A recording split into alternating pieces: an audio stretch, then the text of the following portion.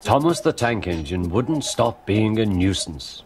Night after night he kept the other engines awake. "I'm tired of pushing coaches. I want to see the world." The other engines didn't take much notice, for Thomas was a little engine with a long tongue.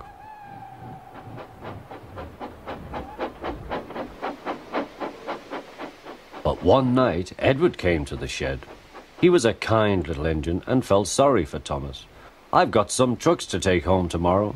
If you take them instead of me, I'll push coaches in the yard." "Thank you," said Thomas. "That will be nice." Next morning, Edward and Thomas asked their drivers, and when they said yes, Thomas ran off happily to find trucks.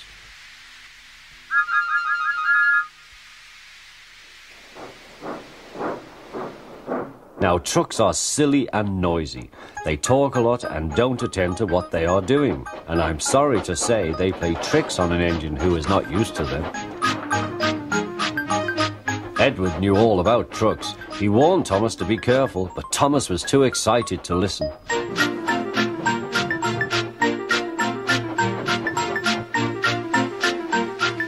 The shunter fastened the coupling, and when the signal dropped, Thomas was ready.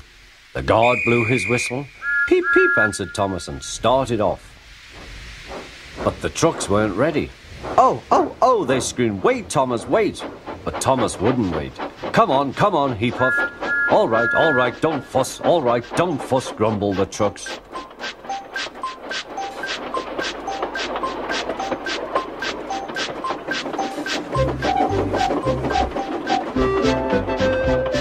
Thomas began going faster and faster. "Whee!" he whistled as he rushed through Henry's tunnel.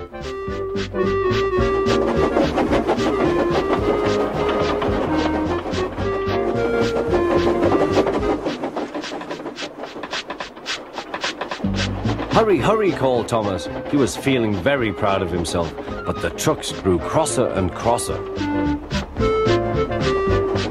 At last, Thomas slowed down as he came to Gordon's Hill.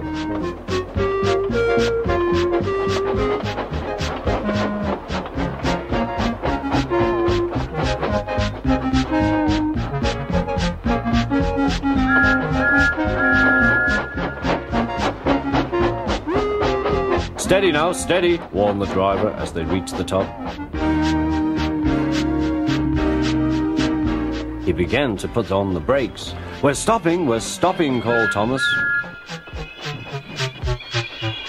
No," answered the trucks, bumping into each other. Go on." Before the driver could stop them, they had pushed Thomas down the hill and were rattling and laughing behind him. Poor Thomas tried hard to stop them from making him go too fast. Stop pushing, he hissed, but the trucks took no notice. Go on, they giggled in their silly way.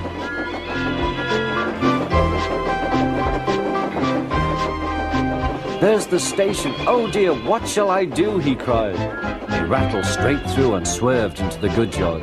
Thomas shut his eyes. "I must stop."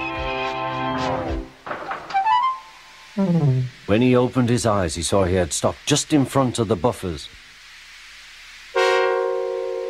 There watching him was the fat controller. "What are you doing here, Thomas?" he asked.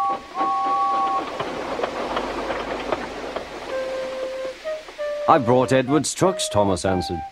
"Why did you come so fast?" "I didn't mean to. I was pushed," said Thomas. "You've got a lot to learn about trucks then, little Thomas. After pushing them about here for a few weeks, you'll know almost as much about them as Edward. Then you'll be a really useful engine."